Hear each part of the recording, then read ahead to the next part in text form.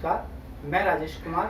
आज हम बात कर रहे हैं डॉक्टर प्रीति मनचंदा जी से आर्थराइटिस के ऊपर। नमस्कार डॉक्टर साहब। राम राम जी। राम राम जी। डॉक्टर साहब, आजकल जो बहुत बीमारी फैल रही है आर्थराइटिस, जिससे काफ़ी लोग परेशान हैं आर्थराइटिस का, और हम ये देखते हैं कि आर्थराइटिस का इलाज जो है एलोपैथी में भी क्योर नहीं हो पाती पूरी तरह। तो हम पहले तो ये जानना चाहेंगे आर्थराइटिस है क्या?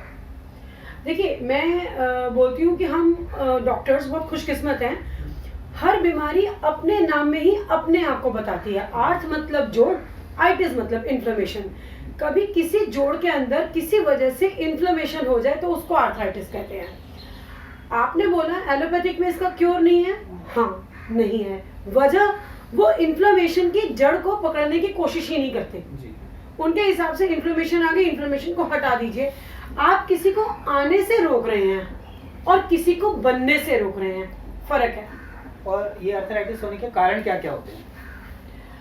देखिए, कुछ वजहें हैं जिसमें हमारी बॉडी में विटामिन D3 कम हो जाता है, कैल्शियम कम हो जाता है। कुछ वजहें हैं जिसमें हमारे शरीर में प्रोटीन का मेटाबॉलिज्म डिस्टर्ब हो जाता है।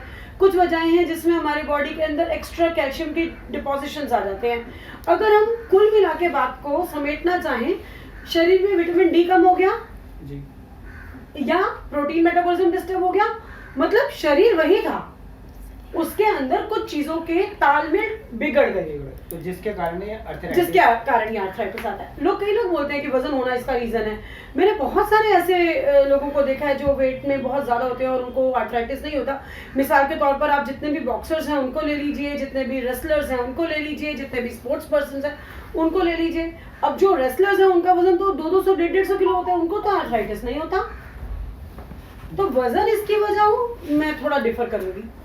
अच्छा, आर्थराइटिस के सिम्टम्स क्या होते हैं जिससे हम ये पहचान पाते हैं कि आर्थराइटिस है इस पेशेंट को जोड़ों में दर्दें होने लगती हैं, जोड़ों में स्टिफनेस आने लगती है, शरीर की मूवमेंट डिस्टर्ब हो जाती है, मोबिलिटी डिस्टर्ब हो जाती है। देखिए, मोबिलिटी मतलब मेरे हाथ का या मेरे पैर का हिलना, और मूवमेंट मतलब मेरा अपनी जगह से हिलकर दूसरी जगह जा पाना।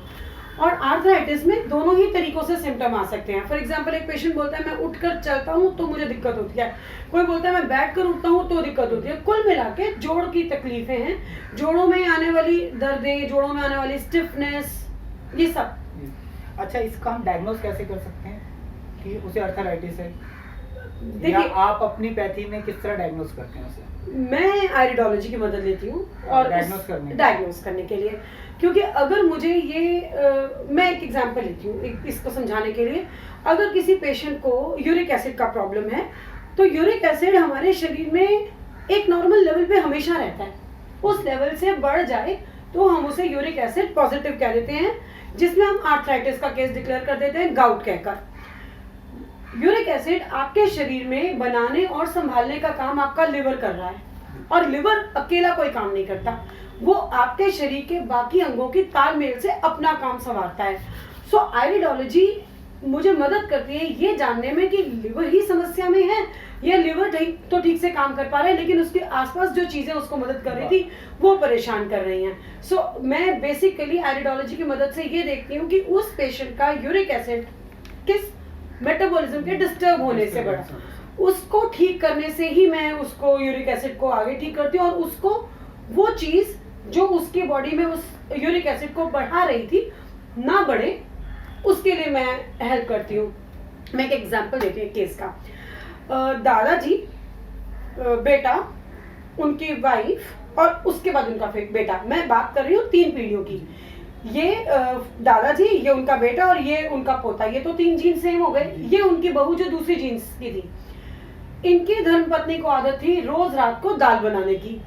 फैमिली में यूरिक एसिड था, लिवर वीक हो गया, बेटे ने अपनी माताश्री की मदद से वही खाना खाया जो उनके पिताजी ने खाया। यहाँ पे लिवर और भी वीक हो गया, जो यूरिक एसिड यहाँ 7 रहता था यहाँ 10 भी पहुंच गया, कोई बड़ी बात नहीं, क्योंकि जीन्स के थ्रू उसको डोमिनेंस आई है। उनकी वाइफ ने आकर वही हैबिट डेवलप कर ली वही खाने की, तो इवेंचुअली उनकी बॉडी में भी तकलीफें आने लगी। यही खाना 2 पीढ़ियों से चल रहा था, तो तीसरी पीढ़ी में भी ये समस्या आई। मैं इस पेशेंट का लिवर ठीक करने के साथ साथ पूरी कोशिश करूंगी कि वो पेशेंट अपनी खुराक में प्रोटीन का मेटाबॉलिज्म ठीक करने के लिए दाल को रात को तो ना ही खाए, और अगर खाना भी है तो सुबह खाए। जितने भी मोटे अनाज हो गए, आपका राजमा हो गए, आपके काबुली चने हो गए, उनको अवॉइड करें। लेकिन अगर वजह इसकी ये ना होती तो शायद मैं उसको ये नाम ही कहती। तो आपको वजह जाने बिना आर्थराइटिस को ठीक करना संभव नहीं हो पाएगा। अच्छा, एक बात और पूछनी, जैसे रिमेटॉइड आर्थराइटिस होता है वो डिफर होता है गाउट से या वही होता है? नहीं, दोनों में बहुत फर्क है। अच्छा, रिमेटॉइड आर्थराइटिस अलग है। उसका रीजन क्या होता है? रिमेटॉइड आर्थराइटिस आने से पहले एक फीवर आता है, रिमेटॉइड फीवर कहते हैं उसको, और ये एक वायरल कंडीशन है। इसकी वजह से बॉडी के अंदर N auto immune condition develop होती है, और ये ऑटो इम्यून कंडीशन डेवलप होकर रिमेटॉइड आर्थराइटिस बनती है, जिसमें छोटे जोड़ पहले इन्वॉल्व होते हैं। उंगलियों में स्टिफनेस आना, सुबह सुबह उठते ही पेशेंट को मॉर्निंग स्टिफनेस फील होती है। ये समस्या समय पर अगर ना निपटाई जाए तो इवेंचुअली रिमेटॉइड हार्ट डिजीज भी बन जाता है। और पेशेंट आपको कंप्लेंट करता है कि जब मैं रात को लेटता हूँ तो मुझे ऐसे लगता है कि मुझे कुछ जो खाया हुआ वो वॉमिटिंग के थ्रू बाहर आ जाएगा। बेसिकली रिमेटॉइड हार्ट डिजीज में हार्ट का साइज थोड़ा बढ़ जाता है, कार्डियोमेगाली आ जाती है। अच्छा, ये जो रिमेटॉइड आर्थराइटिस है ये भी आयरोडोलॉजी से डायग्नोस हो सकता है? यस, हमारे आयरोडोलॉजी में इनर पिपुलरी बॉर्डर पे एक ओमेगा हाइपरट्रोफी होती है, और अगर ओमेगा हाइपरट्रोफी मिली है तो इसका मतलब फैमिली में रिमेटॉइड आर्थराइटिस के लिए प्रीडिस्पोजिशन है। तो आप उसको समय से पहले इस चीज को चेक कर सकते हैं कि हाँ किनकी फैमिली में रिमेटॉइड आर्थराइटिस का प्रीडिस्पोजिशन है। तो जब कभी आपको फीवर हो जरा ध्यान दीजिए कि वैसा तो नहीं है, और अगर वैसा कुछ डेवलप होने लगा तो उसके अकॉर्डिंगली अपनी डाइट और मेडिसिन के थ्रू ठीक कीजिए। यस। अच्छा, किस एज ग्रुप के लोगों को अक्सर ये होती है प्रॉब्लम? अगर तो डेफिशिएंसी है, समझिए कैल्शियम की डेफिशिएंसी है, तो 25 की उम्र में भी होगा, और अगर यूरिक एसिड है तो ज्यादा करके 30, 35, 40 ऐसे। और रूमेटॉइड आर्थराइटिस वो किसी भी वो फीवर के हिसाब से, जिसको फीवर हुआ उसके बाद। क्योंकि असल में अभी एक पेशेंट थी, वो छोटी एज की थी, उसको छोटी एज में ही हो गया 21 साल में रिमेटॉइड। हाँ, तो वो वायरल कंडीशन ना, फीवर से। अच्छा, वो वायरल कंडीशंस है। रिमेटॉइड फीवर आया ना उनको पहले। अच्छा। और वो वायरल फीवर सिर्फ 3 दिन के लिए रहता है, और नॉर्मल वायरल फीवर जैसा दिखता है। लेकिन नॉर्मल वायरल फीवर की बजाय इसमें जोड़ों की दर्दें आती है, जो इससे हम लोग फिगर कर पाते हैं कि ये नॉर्मल वायरल फीवर ना होकर रिमेटॉइड फीवर है। और उसके बाद हम पेशेंट का रिमेटॉइड आर्थराइटिस के लिए आरए फैक्टर टेस्ट कराते हैं कि वो बढ़ तो नहीं गया। अब ये जो आखिरी क्वेश्चन है वो हम आपसे जानना चाहेंगे, इलेक्ट्रो होम्योपैथी में आप किस तरह उसको ट्रीट करते हैं आर्थराइटिस को? देखिए, ये कोई एलोपैथिक मेडिसिन की तरह नहीं है जिसमें कि बुखार हुआ तो क्रोसिन दे दिया या पेन हुआ तो डेक्लोफेनेक दे दिया। इलेक्ट्रो होम्योपैथी में प्लांट्स ओरिएंटेड सिस्टम है, और बेसिक कंडीशन जो हम लोग क्रिएट करना चाहते हैं वो एल्केलाइन कंडीशन होती है बॉडी की। तो बॉडी के अंदर किसी भी वजह से जो आर्थराइटिस आया है, जैसे मैं गाउट का बता रही हूँ, या हम रिमेटॉइड आर्थराइटिस की बात कर रहे हैं, या मैं बात करूँ ऑस्टियोपोरोसिस की, तो तीनों कंडीशन में मेडिसिन का ट्रीटमेंट बिल्कुल डिफरेंट हो जाएगा। Osteoporosis is also arthritis? नहीं, exactly it is not arthritis, लेकिन ऑस्टियोपोरोसिस वाले पेशेंट्स को जॉइंट पेन्स आ जाता है क्योंकि बोन्स वीक होती जाती है। Arthritis is basically inflammation of a joint. अब जैसे ऑस्टियोपोरोसिस का पेशेंट है, उनकी लंबी हड्डियां तकलीफ में होती है, जैसे हमारी पैर की थाई बोन हो गया, और हमारे लोअर लिम्ब का पेन हो गया। तो आपकी वो जो दोनों हड्डियां हैं वो पहले से ही तकलीफ में है, या मैं इन दोनों हड्डियों की बात करूं उनमें पहले ही तकलीफ है। सो इनके जॉइंट में तो तकलीफ होना नेचुरल है। ऑस्टियोपोरोसिस अपने आप में आर्थराइटिस कहीं से लेकर कहीं तक नहीं है, लेकिन ऑस्टियोपोरोसिस के पेशेंट को ऑस्टियोआर्थराइटिस डेवलप होता है। ऐसे केस में हम इलेक्ट्रोहोम्योपैथ C4WE का सहारा लेते हैं, और साथ में S1 और L1 भी चुनते हैं। तो ये जो आप मेडिसिन बता रहे हैं, तो इनकी मदद से आर्थराइटिस ट्रीटेबल है? बिल्कुल है। और जैसे हम कहते हैं रिमेटॉइड आर्थराइटिस के, तो पेशेंट को डॉक्टर्स अक्सर ये कह देते हैं ये ट्रीटेबल है ही नहीं, क्यूरेबल नहीं है। ये बिल्कुल क्यूरेबल है, और to be very honest almost 1.5 month में पेशेंट खुद से आपको बता देते हैं कि मुझे बहुत आराम है। क्योंकि मैं कई पेशेंट से मिला हूँ, उन्हें वो कहते हैं कि हमें हमारे डॉक्टर ने कहा है कि ये क्यूरेबल नहीं है। कैसे क्यूरेबल मानेंगे? क्योंकि उनको वजह ही नहीं पता। अगर मैं आपको किसी चीज को हमेशा के लिए ठीक करना चाहूँ तो मुझे जानना जरूरी है ना कि वो आने की वजह क्या बनी। अगर मैं वजह ही नहीं जानती तो मैं ठीक नहीं कर सकती। मैं आपका 2 मिनट और समय लूंगी। ऑस्टियोआर्थराइटिस ऑस्टियोपोरोसिस के बाद है, ऐसे में विटामिन D3 की डेफिशिएंसी हो जाती है, कैल्शियम की डेफिशिएंसी हो जाती है।